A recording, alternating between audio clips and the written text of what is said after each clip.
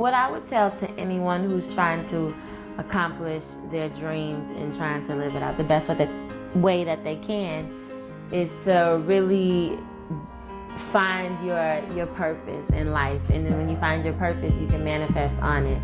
And I feel like that's where a lot of people go wrong, when they don't take the time to really dig deep into who they really are.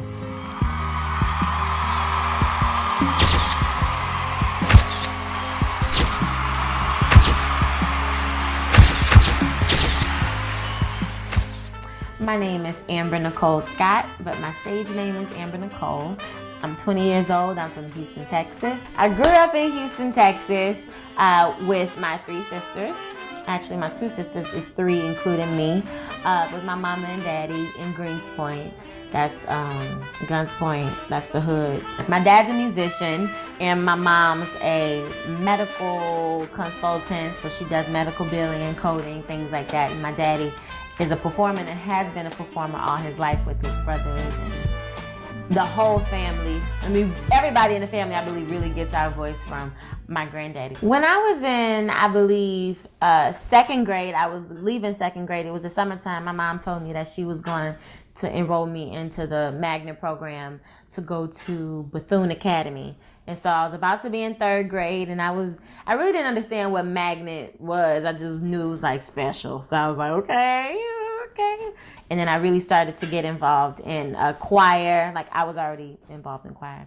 And then I started really doing a lot of acting and also continuing to dance, because at a very young age, before I started singing, a lot of people, some people know, some people don't, that I danced all my life, and that was the center of my attention.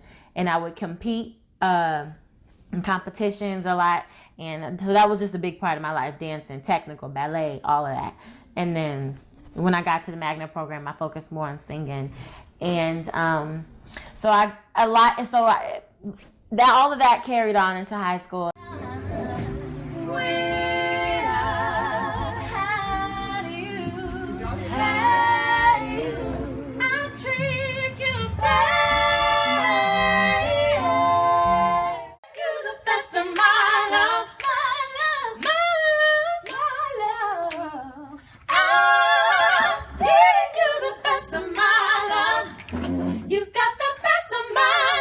So when I got to 11th grade, I did The Color Purple. I auditioned for it and landed the role as Celie.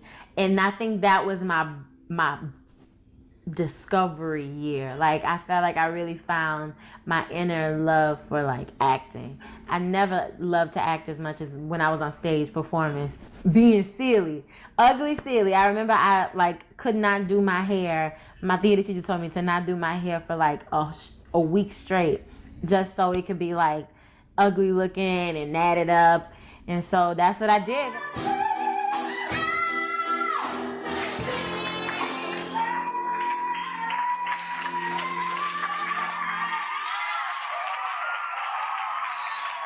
That was my year that I really found myself, and I loved who I was becoming, like, as a student, as an actress, like a young actress. I just felt like I was really prospering. When I got to senior year and we did In the Heights, when it came time around to do musicals, I was too late. I came back after auditions had already gone on. So they just told me that maybe I would be a good Daniela, but somebody else was already casted.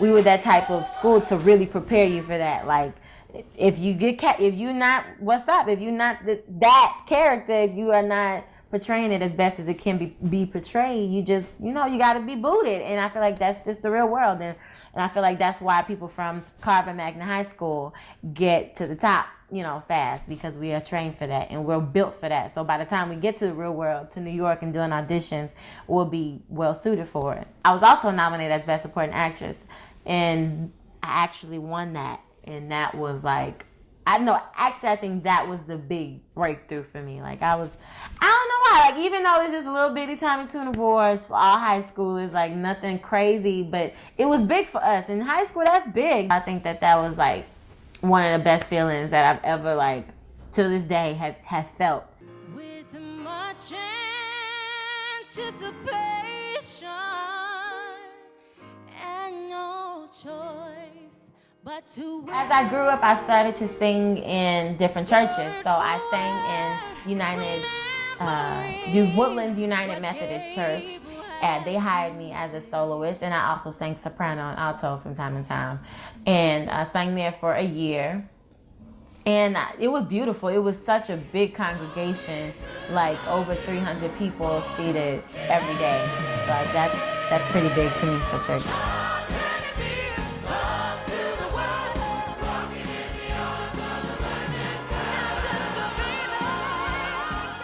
One day when I was at school, my sister Carrie, she texted me and asked me, did I want to audition for The Voice? And I remember I was like, girl, that's a lot. I just thought that was like a lot. I'm in school. I don't know if I want to do it right now. She was like, no, seriously, let's audition. I got past the auditions in Houston, and then they flew us to LA. And I remember me and my mama got the mail, and it was like, you've been chosen to, be on this season of The Voice. You can come to LA. Christina and CeeLo turned around, and I was just like, oh my God. Into your own, 'cause you won't listen. I am alone at a crossroads. I'm not at home in My battle round was really, really cool. I went against this 15-year-old powerhouse, Tamara Joy. At the time, she was 15. And then she was crazy talented. As the song rose, we just were like this the whole time. I have a love for you girls. I think you know that, but the winner of this battle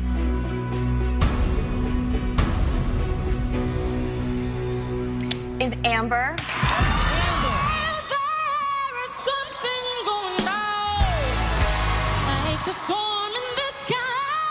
Got to the knockout round. I did my song Mama Knows Best. I love that song. That's one of the best songs that I think I've ever learned and sang in my entire life. Like right when I felt like I was about to go home, I was like, I'm about to leave. This was fun, y'all.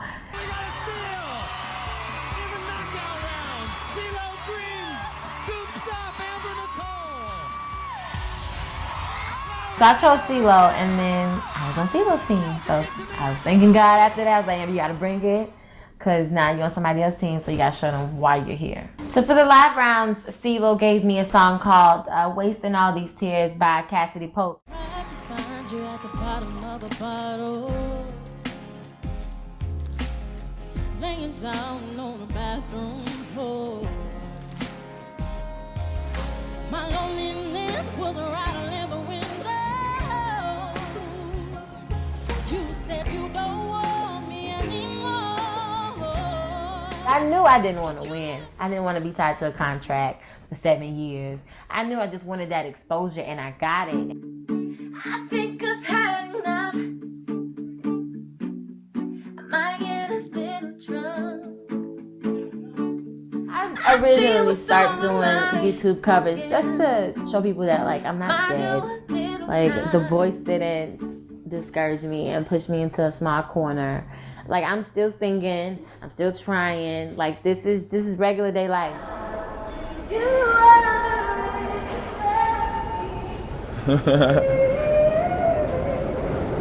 Let them hear your voice, man. Don't stop.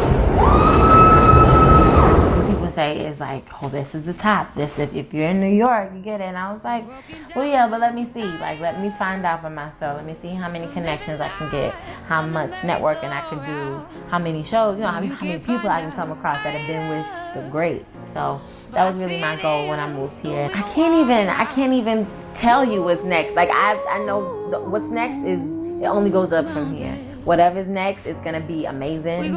It's gonna be something that's an eye-opener for me. I just feel it. As long as I'm putting into it and working towards it, I feel like God will only take it up. And so that's what I definitely think is next for me. It's good stuff, good juju.